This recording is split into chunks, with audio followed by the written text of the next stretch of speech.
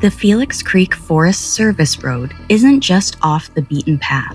It's the end of the line, a treacherous, unforgiving stretch of British Columbia backcountry accessible only to those who know exactly what they're looking for, or those who are trying to disappear. On a freezing November day in 2019, a group of hikers stumbled onto a nightmare in this pristine wilderness. Abandoned on the trail was a dark blue 2009 GMC Sierra pickup. It had been gutted by a catastrophic fire. The metal was scorched black, and the interior reduced to ash. Surrounding this burned-out vehicle was a field of debris, 3 smashed cell phones, a shattered laptop, passports and identification cards just scattered in the dirt.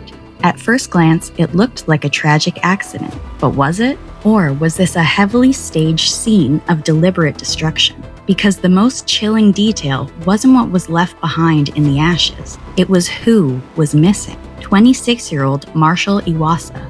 When you lay out the timeline, nothing makes sense. 6 days earlier, on November 17th, Marshal was sitting at his mother's kitchen table in Lethbridge, Alberta. He told her he was heading back home to Calgary, a short 2-hour drive north. Instead, early the next morning, he spent hours inside a local storage locker. And by 8:30 a.m., he vanished. No digital trail, no gas station footage, no bank activity. How does a young man from the prairies end up 1,200 kilometers away, a 14-hour drive in the complete opposite direction, only to vanish into the unforgiving mountains?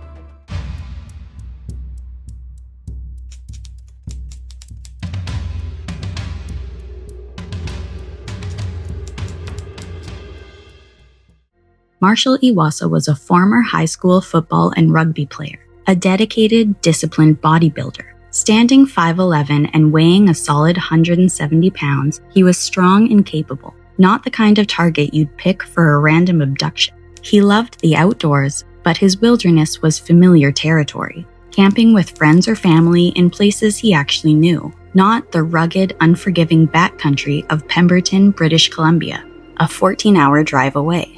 According to his mother, Tammy, and his sister, Paige, Marshal had absolutely zero ties to BC. He had never spoken of it, he had no friends there, he had no reason to go. Before he vanished, Marshal had moved to Calgary to study computer science. At least, that's what his family thought. But investigators found that Marshal had been living a double life. Overwhelmed by the pressure of school, Marshal had been placed on academic probation and eventually dropped out. But he had kept up the illusion. He let his family believe he was still in school. He had also stopped renewing his cell phone plan, relying on public Wi-Fi to reach the outside world. It seemed that, slowly, Marshal was pulling away. Authorities look at this and see a young man in crisis, and they point to the immense stress he was hiding. His family see it differently. They say Marshal was shy and conflict avoidant. If he was struggling with something, he tended to retreat, to hide from the disappointment. Marshal's family believes his disappearance was not voluntary, and they point to the evidence at the scene of his burned-out truck. When the truck was found days later on that remote logging road in BC, a private investigator confirmed it was intentional arson. The steering column had been removed. Scattered around the charred wreckage were Marshal's personal items: 3 smashed cell phones, a destroyed laptop, IDs, and 2 passports. But here is the most chilling detail. Some of the items at the scene, including an Xbox, a PlayStation, and certain clothes, didn't even belong to Marshal. In fact, his actual gaming consoles were later found sitting untouched in his Calgary home. For his family, this doesn't seem like a young man walking into the woods to end his life. It seems more like a cover-up.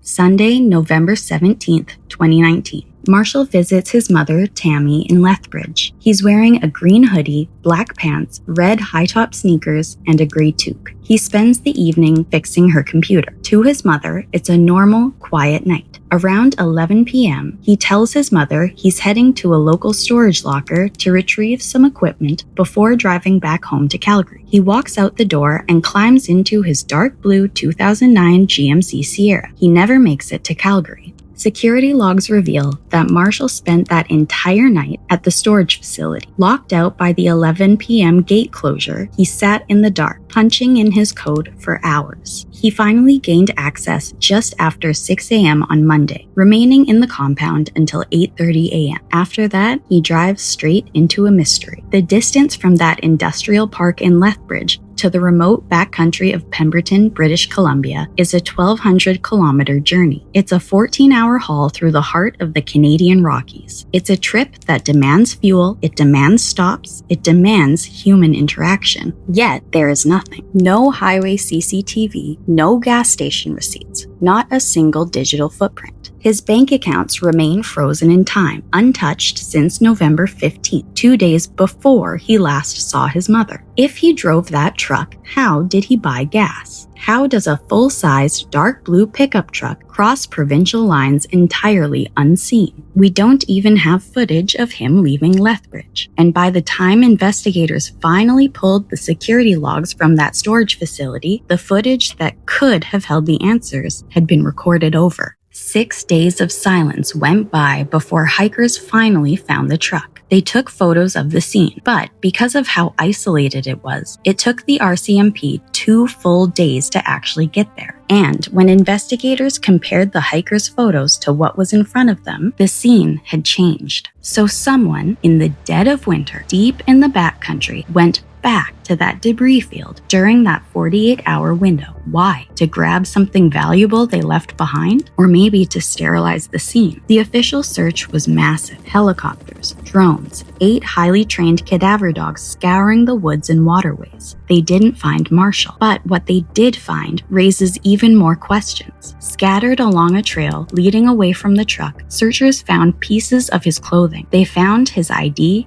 2 passports, and heavily smashed electronics, including a laptop and 3 separate cell phones. Right now, the Lethbridge Police Service classifies this as a suspicious missing persons case. They maintain there is no credible evidence of foul play.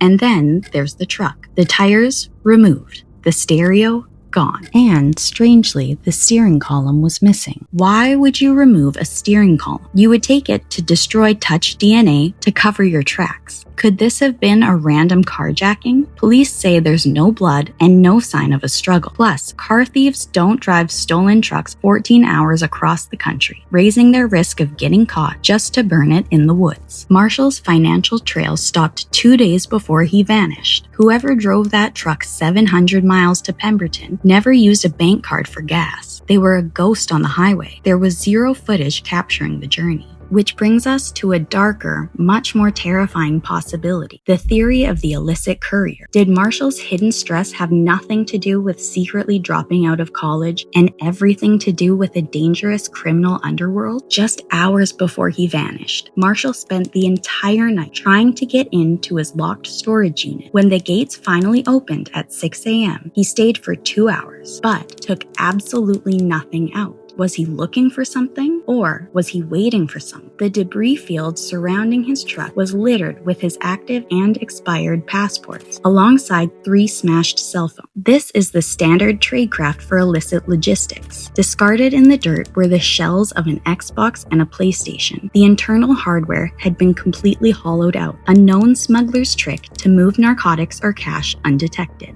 But the most chilling piece of evidence was a single red cooler left at the scene. Written on the side was a name, Cody Lewis. Cody Lewis is the cousin of a man named Daniel Reoch, a 29-year-old Indigenous man who vanished in the exact same region, just days after Marshall's truck was found. 2 missing men in the same week in the same wilderness. Add to that the witness whispers of a coercive third man, a, quote, scary dude, pulling the strings at a local bar in Squamish, where Marshall was seen repeatedly trying to pull cash from an ATM. Because this case is classified solely as a missing person, the federal crime lab cannot test the red cooler, or the hollowed-out consoles, or the Zippo lighter found by the truck.